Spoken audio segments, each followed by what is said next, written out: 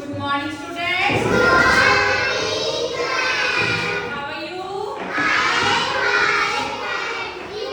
Sit down. Okay.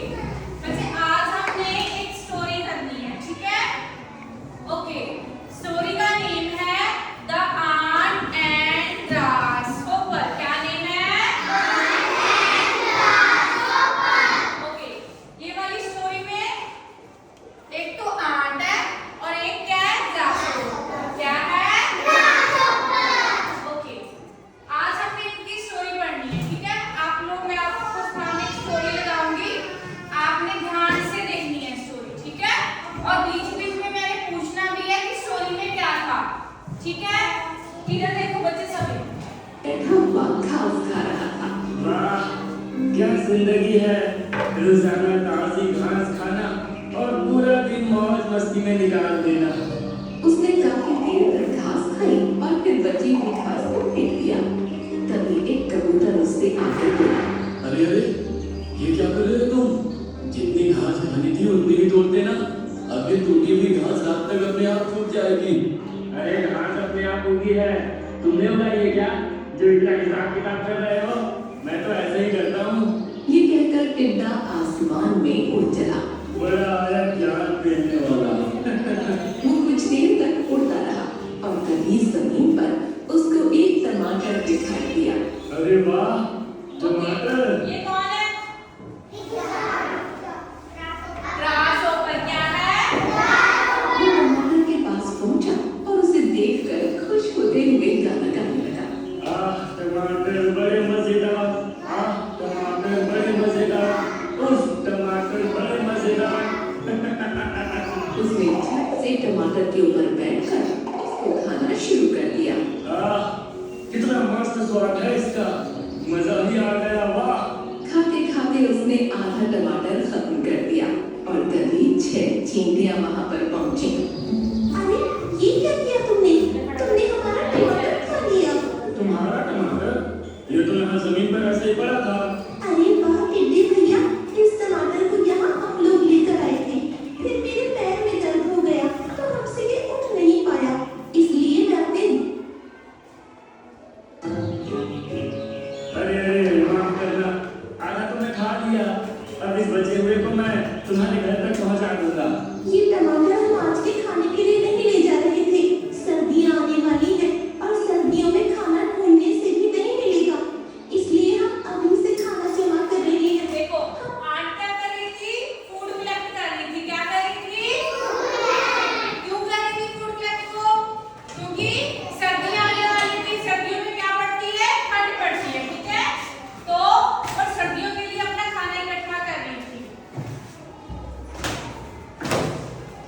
हम इस खाए हुए टमाटर को लेकर भी जाएंगे तो ये रात तक सड़ जाएगा। ये हमारे किसी काम का नहीं। क्या कहा? सर्दियों के लिए अभी से?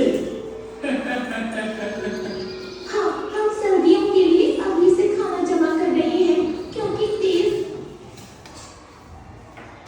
घर तक पहुंचाऊंगा। ये सुनकर चींटियां खुश हो गई और टिड्डा सभी के साथ टमाटर के बाग में पहुंचा।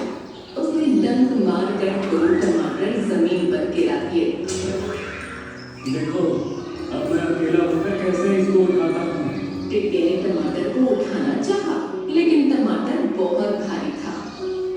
अरे ये तो काफी भारी है। इन दोनों को अब मैं कैसे तुम लोगों ने को उठा तो नहीं सकता, लेकिन हाँ इसी तरह उस टमाटर को लुढ़काता हुआ दिल के पास ले गया।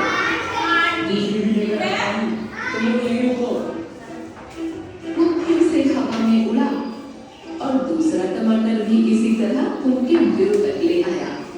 शुक्रिया टिड्डे भैया। इस पर चींटी रानी बोली, टिड्डे भैया, तुम्हारे लिए तो ये काम बहुत आसान है। तुमको भी सर्दियों के लिए अभी से खाना जमा कर लेना चाहिए।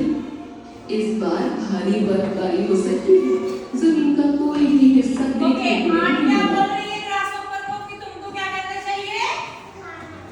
फूड इकट्ठा करना चाहिए. क्यों करना चाहिए?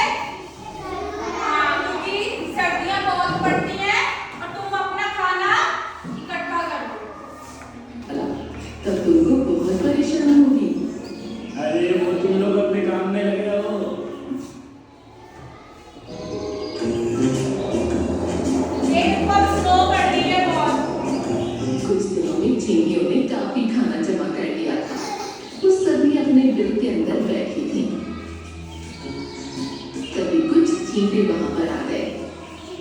चलो तुम सभी बिल को खाली कर दो। अरे बड़ी मुश्किल से हमने ये खाना जमा किया है। आवाज आ रही है।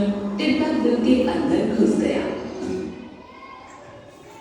क्या घर है? और इस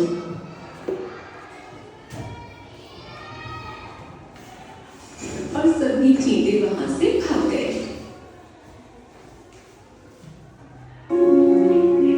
अरे ये तो टिड्डे भैया हैं। इनकी ये हालत किसने की? लगता है ठंड की वजह से इनका शरीर अकड़ गया है। हमें जल्दी कुछ करना होगा। हमने जो लकड़ियां इकट्ठा की थी, तुम उनमें से कुछ लाकर उनके सामने अब देखो, इन्होंने तो अपना खाना इकट्ठा कर लिया था ना, तो ग्रासहॉपर ने नहीं किया, तो वो भूखा मर रहा था, ठीक है? और उसके पास क्या नहीं था? खाना तो नहीं था, ठीक है? तो चींटियों ने उसको बोला था ना कि ठंड आने वाली है, तो वो अपना खाना इकट्ठा करो, तो उसने नहीं किया। क्योंकि देखो, अब ग्रासहॉपर ने पहले चींटियों की हेल्प की थी ना, वो उनके लिए टमाटो लेकर आया था, है ना? ठीक है? तो उन्होंने भी, चींटियों ने सोचा कि हमें भी ग्रासहॉपर की क्या करनी चाहिए? क्या करनी चाहिए? तो देखो, वो उसकी हेल्प कर रही है आंट। आग जला दो। तब तक मैं अपने खाने में से कुछ हरी पत्तियां देखती हूँ। अब कुछ चींटियों ने टिड्डे के सामने लकड़ियां रखकर आग लगा दी। ये कहकर चींटी रानी उस कोने में गई जहाँ पर उन्होंने खाने का सामान इकट्ठा किया था। वहां से उन्होंने एक अमरूद में लगी हरी पत्ती उठाई और वापस टिड्डे के पास पहुंची।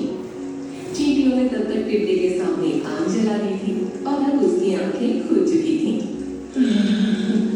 इस आग के सामने बहुत राहत मिल रही है। तुम लोगों का बहुत बहुत शुक्रिया।